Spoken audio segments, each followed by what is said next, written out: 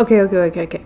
So this was actually an unscripted thing from the update video that I did, but I really want to talk about it because it holds a place near and dear to my heart. Now, I told everybody, right, I have a Crunchyroll account. I've been watching a lot of anime, and here's a fun little thing that Crunchyroll does. Based off of what you personally watch, it recommends you more stuff. So when I started watching My Hero, the second Spy Family came out. It was like, hey, do you want to watch this? I said yes. Watch Spy Family. Hey, you like superpower stuff. You want to watch Miruko-chan? I said yes.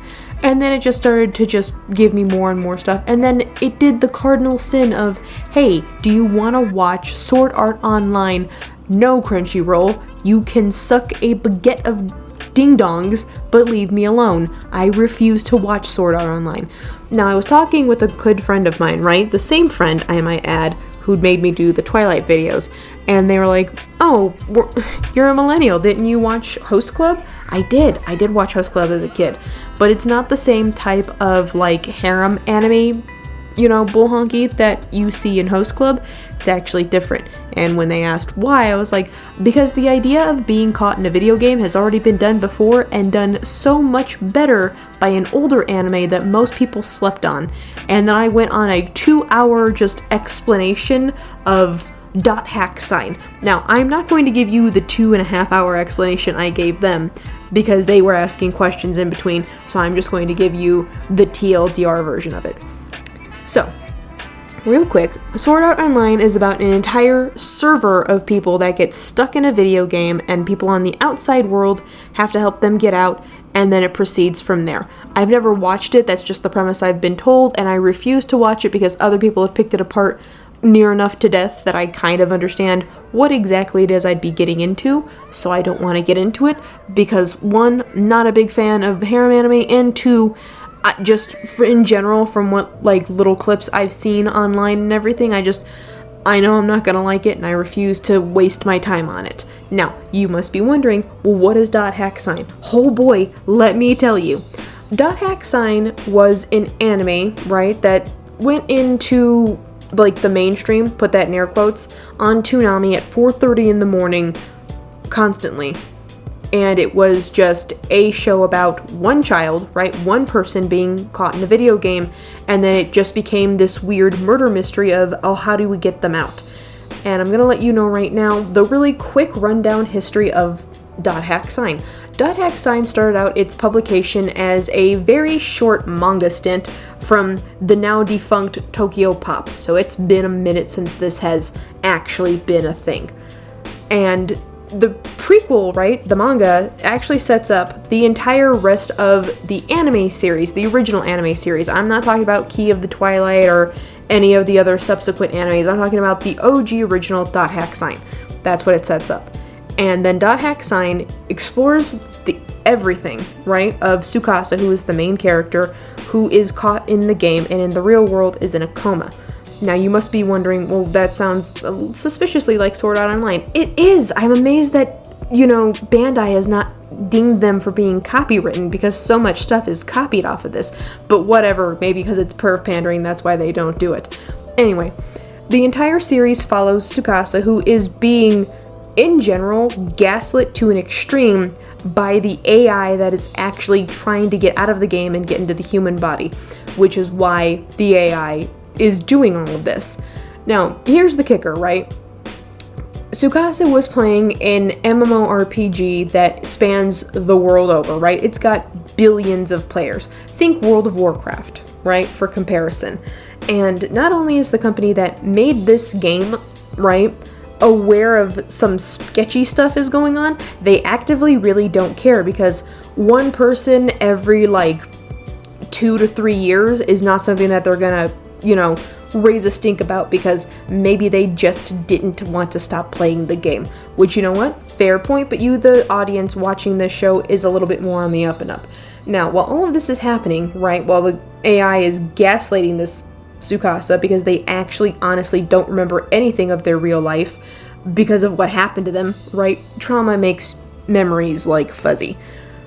The AI gives Tsukasa a virus, an actual virus to keep an eye on him and also to protect him, because The AI still hasn't quite figured out how to jump from digital to bodily autonomy. Now, while all of this is going on, in the real world, you get little snippets of what's happening in reality. Reality, when you're watching the anime, is in black and white. There's very limited audio. Actually, there's no audio at all other than the background music, and you only get like flashcards of what the people are saying, and everything you see in the real world is not happening in real time.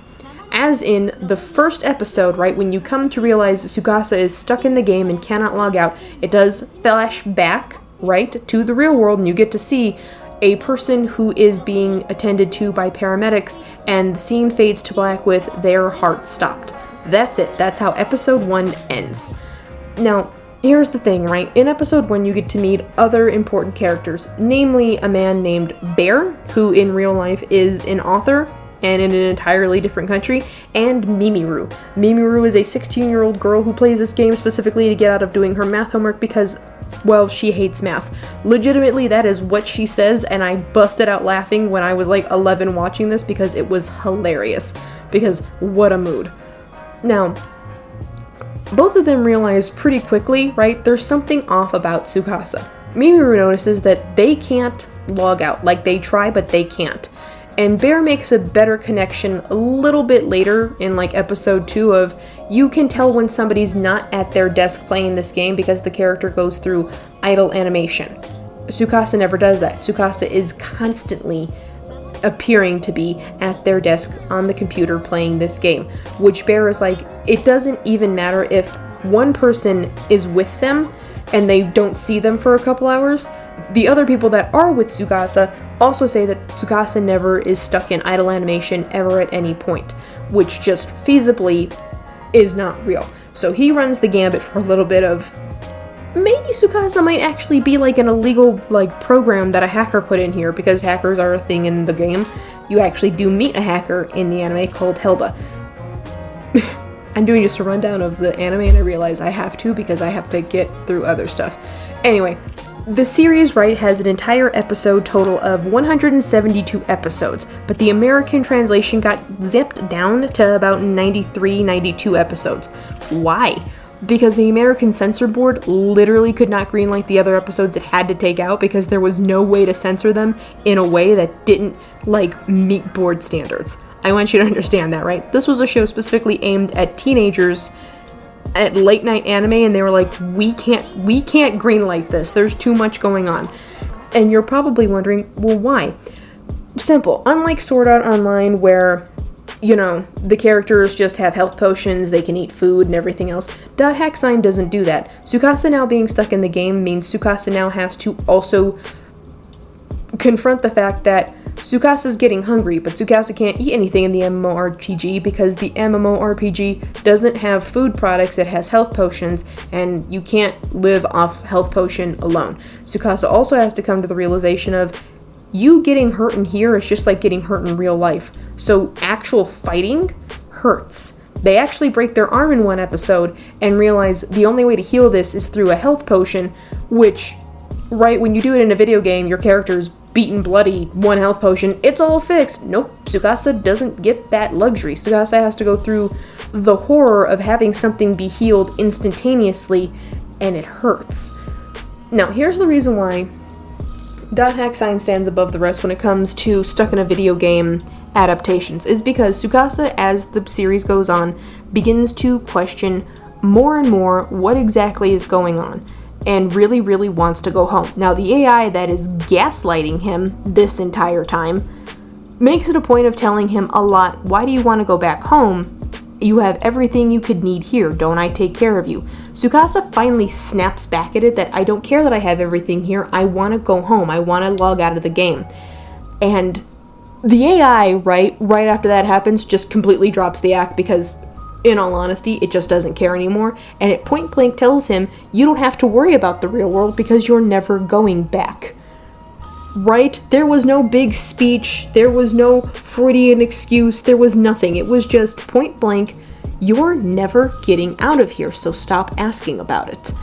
And Tsukasa point blank says, I'll just force myself to get out of here then. There has to be a way to get out because you've admitted to me a few times I am human and I am stuck in this game, but you don't want me to log out.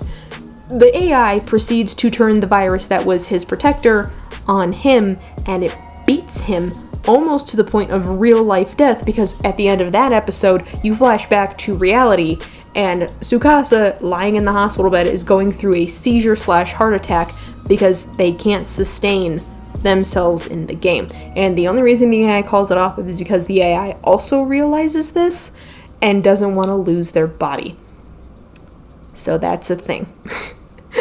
I sound like a crazy person describing this anime, but my editor can cooperate that yes, this was in fact a thing, this was in fact episodes, and this was in fact an entire arc onto itself, right? Just trying to get Tsukasa out of the game.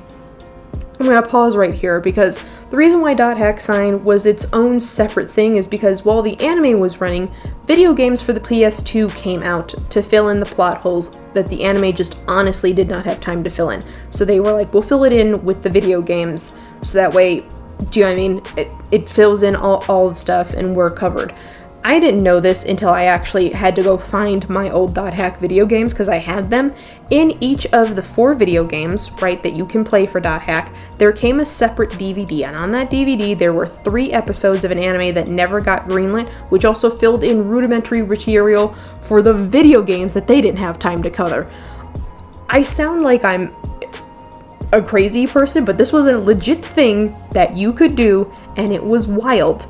And I have never met something, right? I've never known another anime video game combo franchise that would do this of, we didn't have time to cover this, here's a supplementary material that will cover all of this, add to the story, has its own plot holes that we then have to make different supplementary material to cover. Like, dear anime, you want to do this? Get on that level. Because they knew that they had too much to do. Now, I did mention hackers, right, in this, and hackers are a thing. You meet the hacker Helba in both the anime and the video game, and the hacker Helba makes it a point to tell both different main sets of characters, respectively, for the video game and the anime. This thing is an AI that was made by a grieving man who lost his wife and child and who tried to immortalize them forever in digital format. Now, you must be thinking, oh, that sounds dope. It's not. Remember the supplementary, prologue manga that I mentioned way back forever ago, 12 minutes ago? That's a thing. If you read the manga series, it's actually about the 2 assistants that the programmer had that were also in the middle of helping him develop code for the MMORPG called The World, which is what the main backdrop is for this anime. And in the manga, they're working part-time as both his assistants and also as alpha testers for the game. Now, he just unexpectedly, croaks. There is no rhyme, reason, or explanation. He just suddenly dies. But they have to get all of his stuff. Now, the last thing that they were going to get was the USB drive, right? Damn, this is old. USB drive. The USB drive for the last little bit of code for the game, The World, before it goes public and everything else. They don't realize that on this USB that they grabbed, because they grabbed two different ones, one USB was the code for The World. The other one held the code for the AIs. Here's why this was just wild from the beginning, right? When they upload all of the code because they think it's just so big and they put the AI into it, the AI realizes it's out. Right? It's out of its self-contained little, no access to the internet playground and is now connected to the World Wide Web. And it's in a video game, and it realizes, because it's stuck in a video game, even though it has access to the World Wide Web, it's stuck in basically a bigger, broader playground that it can't get out of. And it really, really wants to be human. Now, I have to stress this, right? The AI that is the main antagonist isn't there for world domination, the destruction of the human race. The AI's main and only goal is to stop being data and being human.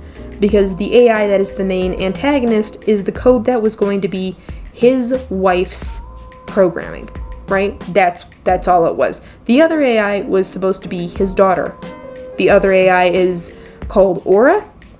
Again, no relation. It's just what the AIs got named after they got into all of it. And I feel so bad saying this. The intern/alpha testers kind of realize this really quick, and when they go to the people that were actually about to greenlight the game and explain there's bad code in there, the programmers for this game quite literally pull the Skyrim thing where it's okay, people will make cheat codes and everything, it'll iron itself out. And because they know that there's no way for the megalomaniac capitalism people to listen to them, they realize they're going to have to get rid of the AI on their own because the AI isn't quite yet strong enough to do anything. Spoiler alert! This AI clowns on people all the time because the AI is very smart. It is so smart, in fact, that it keeps everything hush-hush until it just doesn't care to play the game anymore. So, when they go to confront it, right, one of the players has a heart transplant. So they have one of those fancy little things in their heart to make sure it stays even. The AI knows this. It hacks into it because the device that you use to play the game just bodily transfers you. It hacks into that device and just straight up overloads it and explodes that man's heart and moves on because it's not going to play this game. It point blank refuses to play this game. And you're thinking, oh, aren't there two of them? Yeah, the other person quite literally noped out of there and never said anything else because they were just like, there is no way to beat this thing. There is a way to beat it, and in the main anime they do beat it, but only because the other AI, Aura, which has been only listening to the kids, right, that play the game. So it's still very much childlike. It literally cons the other AI into being an unbeatable boss that cannot beat anything else in the game other than that, but it also makes it to where it can't be killed and it can't kill or hurt anybody else. It basically Rubik's Cubed it into the most non-threatening thing that the Aura AI could think of. And the anime ends, right, where Tsukasa gets their body back. You find out Tsukasa's been a girl this entire time, and everything works. Now, you're probably wondering, you said this was really deep. It sounds like it's a regular anime. I'm about to tell you why it's not. All of the main characters of this, other than Tsukasa, who was a horrifically abused young woman who was actively trying to leave her abusive home and was using video games to do it, the other main characters are not much better. Like I said, Bear is an author in a totally different country, right, and he's a heavy sword, along with Mimuru, another heavy sword, a 16-year-old girl who just doesn't want to do her math homework. The other characters are BT, which is a, what I can only describe as a magic user in this world, right? They're called Wave Masters, which is what Tsukasa's character class is also. Very weak, but very powerful spells. Think wizards in D&D. She is a woman in the middle of a grueling, brutal divorce that she knows once the divorce is over, it will ruin her financially, and this is her only outlet. And she has to worry about trying to get enough money to make sure her child, right, can still stay in private school. Also in a different country that's not Japan. Another character is called Sora. Sora is a 9-year-old boy who pretends to be the ultimate mega assassin, and he actually does get killed by the AI. Let me rephrase that. His character Code gets killed by the AI, but the AI drags him into the game and turns him into a monstrous new version of a virus, which you actually have to fight against in the video games. Yeah, when I told you this was all interconnected, I wasn't lying to you. And then you have, right, Subaru. Subaru is what can only be boiled down to as an administrator. She's a heavy axe character, and in the real world, she is a disabled woman stuck in a wheelchair, and the game is the only way that she can actually walk. And it is something that she very much really enjoys, because if the game was ever to just be gone, her way of walking would also be gone. Now, you're probably wondering, why would you say all of this? Because it's setting up why the main villain AI, right, Morgana, because it's just a stupid name, right, and I just never really liked it, even in the anime, but I gotta give credit to it, like, okay. Again, not the name of the guy's wife who made her. So, Morgana only is dealing with all of the adults who play this game. So the more that it deals with adults and all of their problems, right, the divorce, the being crippled. Oh, I forgot to mention, Bear is an author with a drug addict son who also has this game, who constantly cons him for money. almost forgot why I was like, why did I include bear in this? That's why I included bear in this.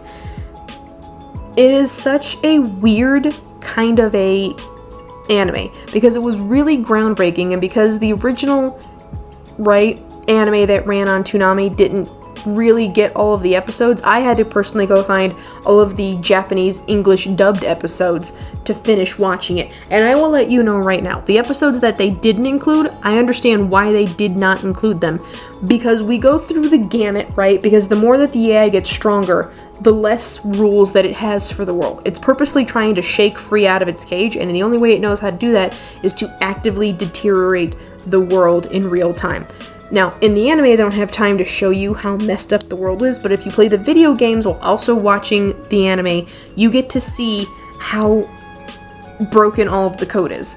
Because in the video games, the further you get into them, right, from like the second game onward, the code really starts to break down to the point where there are entire sections where you used to be able to go to, but if you go there now, it's nothing but viruses that are really, really hard to, number one, beat, but number two, they spawn right back really fast because it's a virus, and it's a virus that's being constantly made and produced by a vindictive AI. So the video games are on a whole different level of why is this like this? The reason why I bring up the video games is because while the anime does a really good job of introspective, right, of like really examining how this would mentally affect the people going through it, the video games are where you have to go for the actual like violence. And I'm not saying that as a way to tell you like, oh, the anime doesn't have violence. It does. It's just, if you're looking for a big monster fight, you're not going to get it in the anime. The big monster fight doesn't even really happen. Fighting is not a main staple of that anime. It's a very much murder mystery, think about it, Sherlockian whodunit. Because the company that made the game, right, even when all is said and done, still don't get busted for anything. Because they can't. Because it's just like Blizzard and World of Warcraft. It's hard to get companies that big to really have anything going on with them. So the reason why I'm talking about this particular anime, hacksign, and why it's a, you know what? Actually, yeah, it's not even an opposition or defensive. I just really wanted to talk about this. Sword Art Online feels like it took all of the weakest elements of that anime and tried to make it into their own thing, and it failed. It failed hardcore because they wanted to be like, oh, well, also a harem anime. No. If you're gonna make a you're stuck in the digital world and nobody can get you out kind of a thing, you're gonna have to commit to it, and hacksign did commit to it. Tsukasa is hungry but can't eat. Tsukasa can't go to bed because there's no sleeping mechanic in the game. There isn't, so Tsukasa is awake all the time and is really starting to look rough and rougher for it because of their lack of sleep. They actively keep wanting to avoid fights, not because they're a weak wave master in the game, but because fighting actually gets you hurt in here. And that means if you get hurt, that's it. You could actually die in here, Tsukasa. Which is why the AI has come to realize this, because when I was saying about 1 or 2 people a year, the AI has been trying to find people to hop into for quite a bit. It's been playing this game for a while, that now it knows there's nothing I can do about the sleep, there's nothing I can do about the food, but the making sure that they don't get nuked off the face of this digital world, I can definitely take care of. Which is why it gives him a pet virus whose only job it is to keep him safe and keep him happy. And that's the reason why it messes with you so much, is because when the AI finally just does the, I don't know why you're complaining about this so much, don't I take care of you? It's just as shocking to you, the viewer, as it is to Tsukasa, the player. And what I mean by, there's nothing they can do about the food or the sleeping, Tsukasa tries to sleep a few times in the anime when they basically give up the ghost. And every time that Tsukasa does, if they're not ravaged by their own horrible, mismatched memories of everything that ever happened to them, actively, the other AI, Aura, is messing with them, trying to get them to realize, no, there is a way out, it's really hard. But then the AI that's the main villain knows that the AI, Aura, which is the good AI, is doing this, and turns the dreams into nightmares to make sure Tsukasa never gets out. Do you see how insidiously they wrote this villain? And they didn't even write the villain with the, like, destroy the world mindset. They wrote the villain with the, they want to be human. That is it. By any cost or any means, that's all they want, is to not be an AI. Which, you know what? That is amazing writing, and I'm amazed that this came out of a cartoon circa early 2000s on Toonami at 4:30 in the morning. Which, in retrospect, I realize is probably why so many people slept on it, is because they were literally asleep. But how did you find out about it, Hella? Well, thanks for asking. I just have always had a wonky sleep schedule, and I remember I caught like the last 15 minutes of an episode, and I told my dad about it, and my dad got me blank VHS tapes. That way I could literally pop that in, record what was happening for the 30 minutes it was gonna happen, and then watch it in the morning, so I was always caught up, even though I was never on time for it. Whew, I am old. That physically hurt. Jesus Christ. But yeah. So, the Crunchyroll recommends me anime. That's super dope. I'm really glad it recommends me anime, but stop recommending me anime that is actually hot garbage. I refuse to watch Sword Art Online, and I will keep telling you that until you stop recommending it to me, Crunchyroll.